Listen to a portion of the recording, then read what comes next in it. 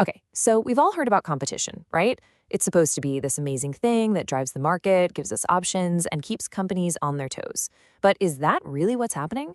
Well, let's take a look at maybe the most famous rivalry of all time and see what's really going on behind the scenes. You know the one I'm talking about. Coca-Cola versus Pepsi. I mean, this is so much more than just picking a drink, isn't it? It's a full-blown cultural phenomenon. For decades, these two giants have been duking it out, fighting for every last bit of market share.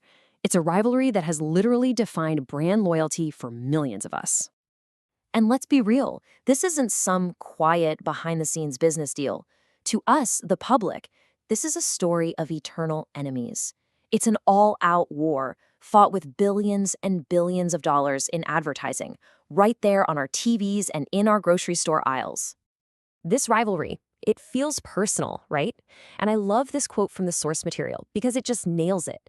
People don't just prefer one over the other, they pick a side. It's like a team sport. They will passionately, and I mean passionately, defend their choice, whether it's that classic red can or the iconic blue one. Yeah, the story we've all been told is that this is basically a war to the death. You've seen it. Billions of dollars thrown into those ad campaigns. Think about the Pepsi challenge or Coke's famous polar bears. It was all designed to do one thing, convince you that their drink is the best. And the message couldn't be clearer. In this war, there can only be one winner. But what if that whole story, that entire narrative, is just wrong? What if there's someone else in the picture, a kind of shadow player that completely changes the game? Okay, this is where our whole perspective is about to shift. So it really makes you ask this one huge question. What if this whole epic war is just a game? What if it's all just for show? And boom, here's the claim from the source material that flips this entire story on its head.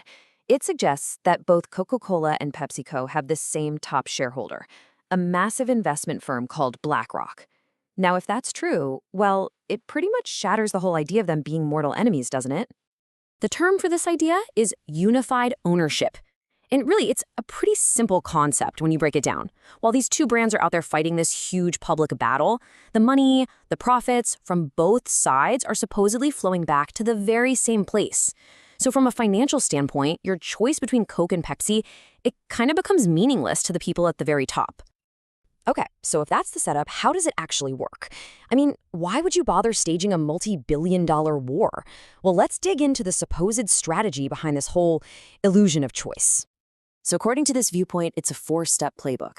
Step one, you make sure we, the consumers, believe we have a real, meaningful choice. You make us feel like our preference actually matters. Step two, you keep that rivalry going strong with huge marketing budgets and flashy ads to keep us all engaged and, buying. Step three, and this is the crucial part, you make sure neither brand actually goes under. You can't have one destroy the other.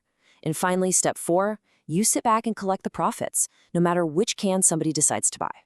This quote really gets to the core of the whole argument. I mean, think about it. A real war has real casualties. If Pepsi were to actually go out of business, that would be a huge financial loss for its top shareholders. So as the source points out, from the perspective of a shared owner, letting them actually fight to the death, that's just really bad business. It's an unnecessary loss. And this chart really shows you the bottom line. It doesn't really matter if you're Team Coke or Team Pepsi.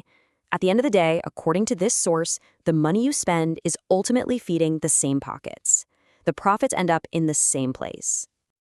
All right, this brings us to the big takeaway. If we, the consumers, aren't the ones with all the power here, then who's the real winner in this whole decades-long cola war? And from this point of view, the answer is suddenly crystal clear. It's not about whether you buy Coke or you buy Pepsi. Your brand loyalty is secondary. The real goal is just that you buy something, that you participate. And this quote from the source really just wraps it all up perfectly. The whole spectacular show of the cola wars might be designed to do just two things. First, get you to drink something, and second, make you believe that the choice was all yours. So we're left with two completely different stories, aren't we?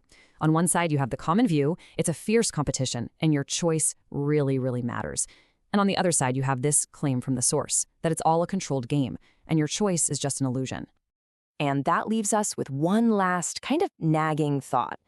If you can apply this way of thinking to a rivalry as huge and as iconic as Coke versus Pepsi, it really makes you wonder, doesn't it? How many other competitions out there are just a game designed to keep us playing along?